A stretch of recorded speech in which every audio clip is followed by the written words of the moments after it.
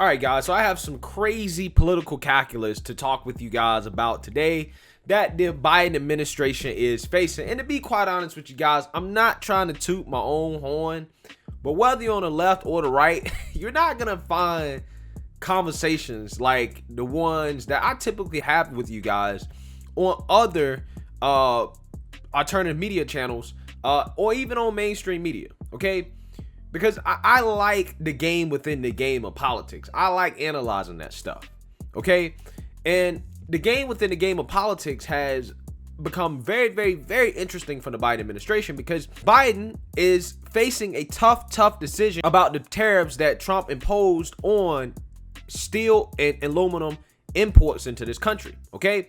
Now, Trump single-handedly with these tariffs saved the aluminum industry. Domestic aluminum production was up like 37.6% under Trump once his tariffs took effect, and has created a boom for the steel industry in the US. And this has led to Trump being a champion for the steel industry / aluminum industry, which is located typically in the Midwest and the Rust Belt of the United States, which are important political battleground states for Democrats and Republicans. Now, big corporate America, like the Chamber of Commerce and our European allies, they want Biden to get rid of Trump's tariffs, okay? Because they want to be able to sell their steel to us, okay? They want to be able to do that. And Biden was asked point blank about whether or not he would do this. And once again, Biden folds like a wet paper bag. Take a look. Thank you all very, very much. Thank you.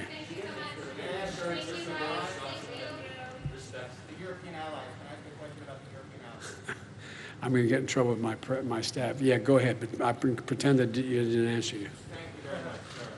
You have often said repeatedly that America is back. Yes. At the same time, you've kept in place some Trump-era steel and aluminum sanctions. And I wanted to ask you, when you're having these conversations with European allies who are very concerned about these sanctions, how do you justify that? And what are your plans to change? 120 days. Give me a break. Need time. How many times can Biden get away with talking about how he's going to be in trouble for answering questions?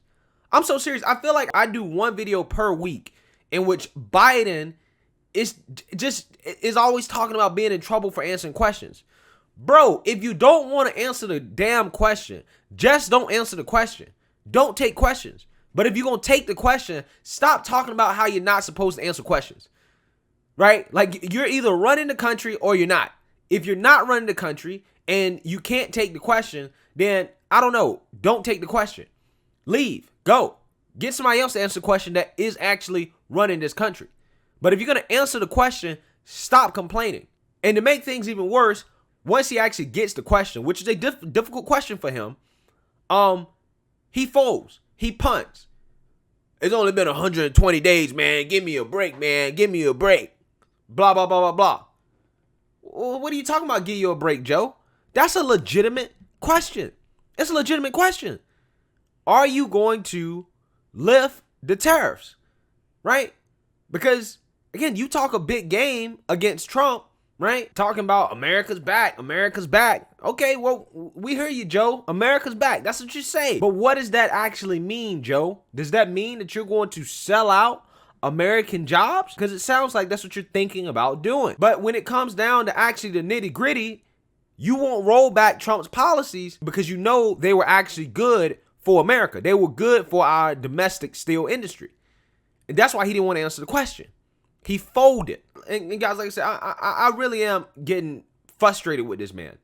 I'm so tired of him doing this because the American people deserve to know, what is your plans? What are your thoughts on this? Because it's a big deal. It's a big deal. But I know why he doesn't want to answer the question, guys. Again, this is political calculus here. Biden barely won Pennsylvania by about 80,000 votes. Trump won Ohio by 500,000 votes. Both of those states are key states coming up for the Democrats in 2022. They have some key House seats that are up for grabs in those states. And those are two states that have robust domestic steel and aluminum industries. If Biden lifts those tariffs, what will happen is that it will hurt the domestic steel industry. Now, don't get me wrong, it will increase competition because tariffs are designed to protect domestic industries, right? By having less competition because prices go up, right? Which are good for the workers and the domestic steel industry. Now, in the long term, that can have some issues. Prices going up means that people that use steel and aluminum as a part of their parts, that means that they may have to charge more for their goods and services, okay? Which, a lot of these costs are passed on to the consumer. However, the left-leaning Economic Policy Institute says that, hey, we haven't necessarily seen that thus far when it comes to steel and aluminum, right, in regards to Trump's tariffs. But at the very least, in the short term, again, Trump has helped boom the steel industry and basically save the aluminum industry, okay, in the U.S. So if Biden rolls back those tariffs, that can lead to the Democrats losing some key races in the House come 2022, right? And very much affect them come 2024. Because, guys, one of the things that Trump campaigned on is America first. And he did that with his trade wars, whether you like it or not. Now, again, the economic consequences of Trump's trade wars are going to be debated for years to come, okay? There are positives and there are negatives. But one thing you can't say is that Trump didn't try to help domestic workers when it came to trade. He ran on that. He promised that he was going to do that, and that's what he did. He did that for the steel and aluminum industry. That was a promise made and a promise kept. So this is some tough political calculus right here for the Biden administration. And he's really put himself in a strange situation here because of how he's marketed himself as middle-class Joe. Right? He's a champion for the middle class, for the workers. But again, if he rolls back these tariffs, then that's going to look like empty rhetoric, right? He's not going to look like a champion of the middle class because big corporate America, yeah, they want free trade, right? They want Biden to get rid of that, right? It equals lower prices. It's more competition, okay? And best believe they are pressuring Biden to do that along with our allies in the European Union, right? So Biden's feeling the heat from both sides. And like any situation where Biden is really feeling the heat, he doesn't want to take responsibility for anything. He doesn't want to answer any questions.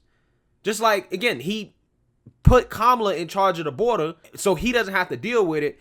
And he blames Joe Manchin and Kyrsten Sinema for his infrastructure package going nowhere. Biden wants everybody else to take the blame for why he's not doing anything except him. That's what he wants. That's exactly what he wants. And this is just another example. I'm like, bro, are you going to take any responsibility for anything? Are you just going to answer the question? You could just answer that question and just say the pros and cons. But listen, this is something we're currently talking about. We're currently discussing. We want to protect our steel industry domestically. We're going to do what's right for the American people first. But this is something that we're examining. We're going to see if we can get a deal that's fair for the American people. That's what I would have said. Because I do understand there are pros and cons to free trade versus fair trade. And this stuff is not simple. The economics on this is not simple. Okay? So I get it. I understand. But the way Biden flippantly answers these questions, one, he prefaces his questions by saying that, he's not allowed to take questions as if he's some bad boy, right? That's answering questions behind his handler's back. And then when he actually gets asked a hard question, he wants to get mad and say, give me a break, man. You don't get a break. You're the president of the United States, bro. You got to answer the damn questions. And if that was Trump that said, give me a break or snapped on a reporter like that, the media would be all over it. Oh, how unprofessional is Trump snapping at reporters? Is Trump losing it? Trump unhinged. Biden seems to be unhinged in most of his interviews, and the media has nothing to say about him refusing to answer questions. These are very simple questions. Okay? This is important stuff the American people need to know. Are you potentially going to hurt a booming American steel and aluminum industry for the sake of free trade, okay, and easing tensions with the European Union? Are you going to put America first? Obviously, again, not an easy position for Biden to be in, right? There's a lot at stake. It gives Republicans a lot of ammunition, depending on what Biden does here. So let me know what you guys think. Make sure you like, comment, and subscribe. Most importantly, share it. A Black conservative perspective. Peace.